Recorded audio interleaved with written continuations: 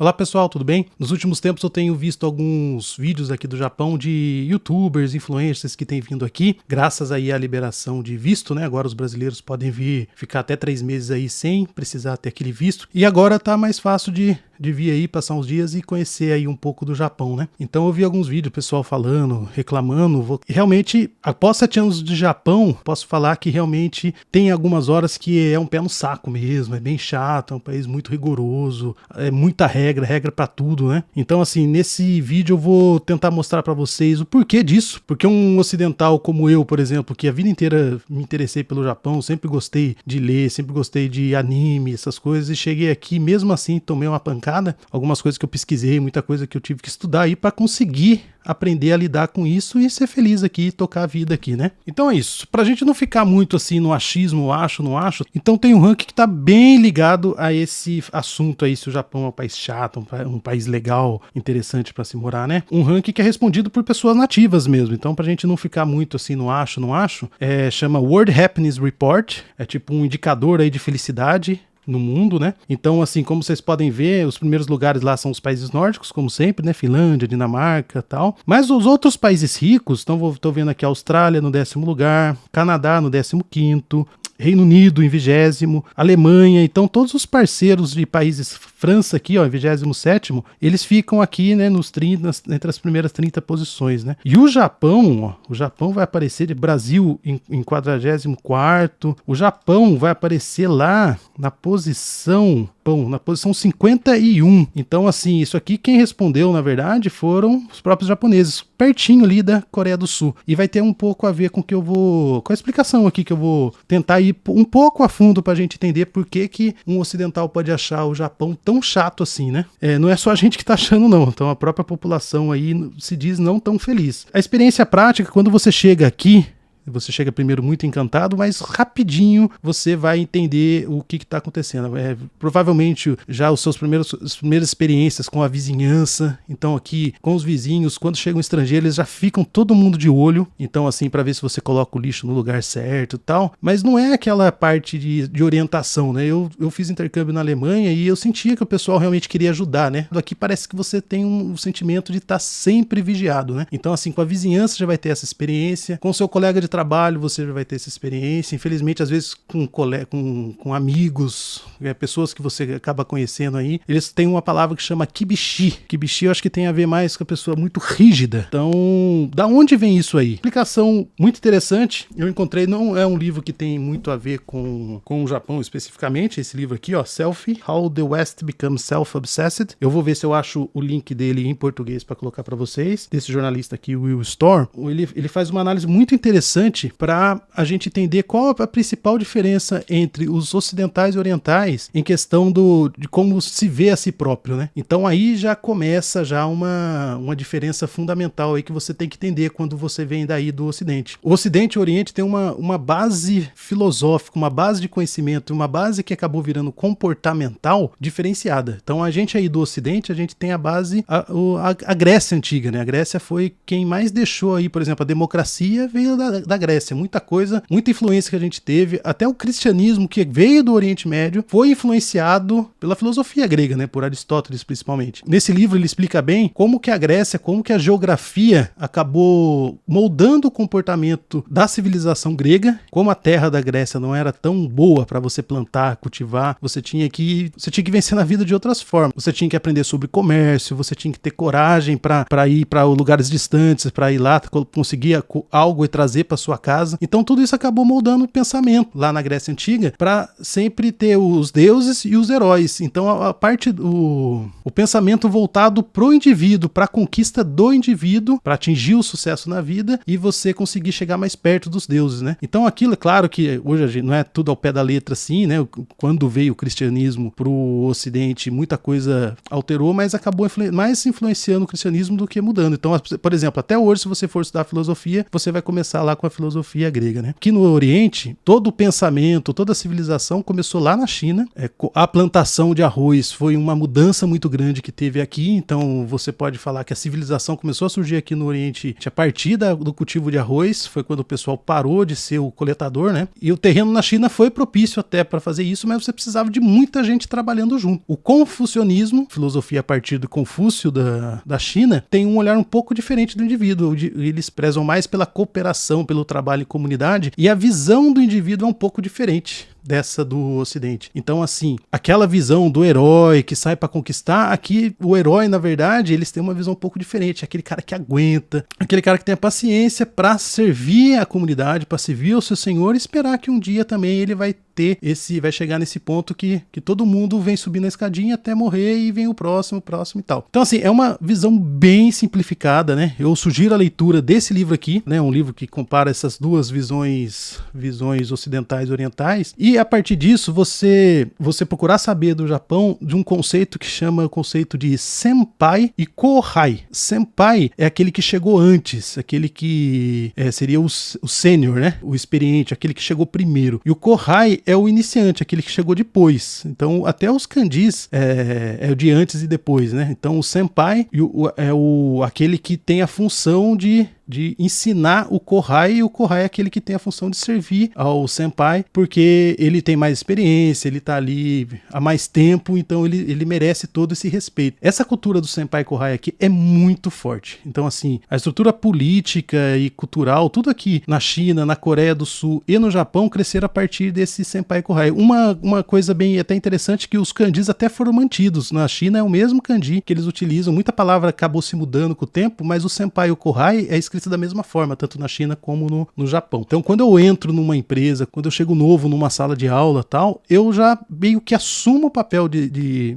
kohai e tenho que servir. Então, assim, você escuta histórias de pessoas que vivem há muito tempo aqui, que trabalharam em outras empresas só de japoneses mesmo, que, assim, você entra e você tem que servir o chá para o seu colega mais velho. O rapaz me contou que ele assim que entrou, já pediram para ele agendar um encontro no Izakaya, que é o bar aqui do Japão, e ele tem que ficar responsável por tudo, por agendar, por passar o ponto pro pessoal para chegar lá. Quando chegar lá, pegar o casaco de todos e colocar pendurado certinho, e pegar a bebida para todo mundo. E é meio assim, todo mundo já sabe que existe isso, né? E esse sistema senpai kohai existe em tudo, na família, no bairro que você chega, no prédio que você chega. Eles já esperam que você chegue já batendo na porta de cada um, entregue um presentinho, peça desculpa pelo incômodo da mudança, que você se coloque nessa posição. E a gente simplesmente acaba não fazendo isso, né? Ou porque não entende, ou porque não quer fazer mesmo. Então, já começam os conflitos aí, né? Então, assim, outro livro que é muito legal é esse aqui, Bending Adversity, Japan and the Art of Survival, do David Pilling. É um britânico, se não me engano, que trabalhou, se não me engano, na BBC, que morou muito tempo aqui e escreveu esse livro. Nesse livro, ele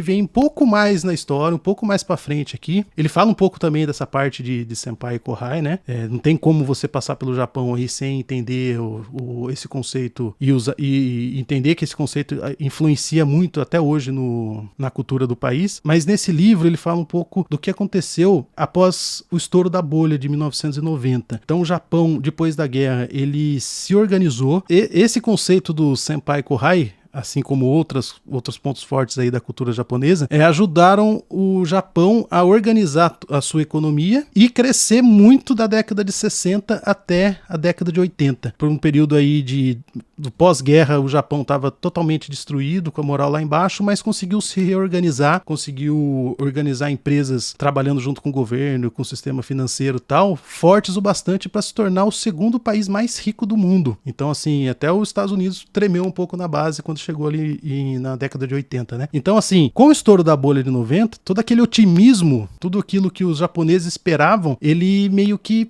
se quebrou. Pá, eu não sou tão bom, o Japão não é tudo aquilo que a gente esperava, né? Nossa economia não é tão forte quanto a gente esperava, nós como povo não somos tão fortes quanto a gente esperava. Ele cita nesse livro aqui o ano de 1995, que foi o ano que teve o terremoto de Kobe, que foi um ano que meio que realmente chacoalhou ali. Então, assim, a geração que tava se formando, que tava terminando a faculdade, tava entrando nas empresas e esperavam ter a mesma chance que os pais tiveram de entrar numa empresa, ter um bom emprego, ser o funcionário fixo ali que vai ficar 30, 40 anos, depois vai receber uma bela aposentadoria, com a crise do terremoto, com a bolha que vinha lá de 1990 ainda, aquele ataque de gás sarin em Tóquio, que também abalou muito a moral dos japoneses, esse conjunto de coisas aí acabou fazendo com que essa geração seja uma geração meio que perdida. Então são pessoas que hoje estão com 50, 60 anos, que viram seus pais aí subindo na vida, tendo um bom emprego e tal, e quando bem na vez deles, esse sistema meio que quebrou. Hoje somente 20%, esse livro até dá esse número aí, em torno de 20% das pessoas tem aquela qualidade de emprego que se tinha na década de 80 e 70. Então assim, a maioria das pessoas hoje, 80% das pessoas e principalmente mulheres, ficaram meio à margem desse sistema, né? Então assim, mas o sistema educacional é o mesmo. Então lá na escola você aprende que você vai ser o seu kohai, né? Você vai ser o kohai,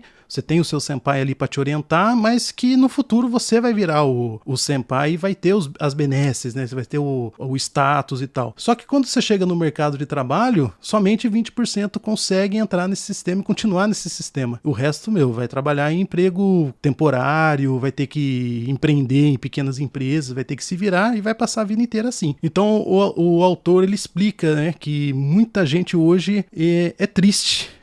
Essa geração aí passou por isso. Com a internet a gente está tendo uma outra onda aí de revisionar o que sempre se pensou aqui nos países do Oriente, né? Principalmente Coreia do Sul e Japão. Coreia do Sul e Japão são dois países que até ontem seguiam, não só as pessoas, mas todo o sistema seguia esse sistema lá do Confúcio ainda, né? Do senpai, kohai, de você trabalhar em comunidade, de você em que ser herói é totalmente diferente do ser herói lá no Ocidente, né? E para finalizar, hoje, tanto na Coreia como no Japão, o capitalismo ele se tornou mais agressivo ainda. O capitalismo ele tem as bases todas lá no Ocidente, né? Então, assim, eles estão perdidos. Eles são criados na escola até os 15, 16 anos com uma visão de mundo, e quando chega no mercado de trabalho você vai ter uma outra visão do mundo. Então assim, pra gente que tá de fora, inicialmente a gente fica até meio perdido. Pô, mas por que o pessoal é tão amargo? Por que são tantas regras? Por que tá desse jeito? São muitas perguntas quando você vem do Ocidente pra cá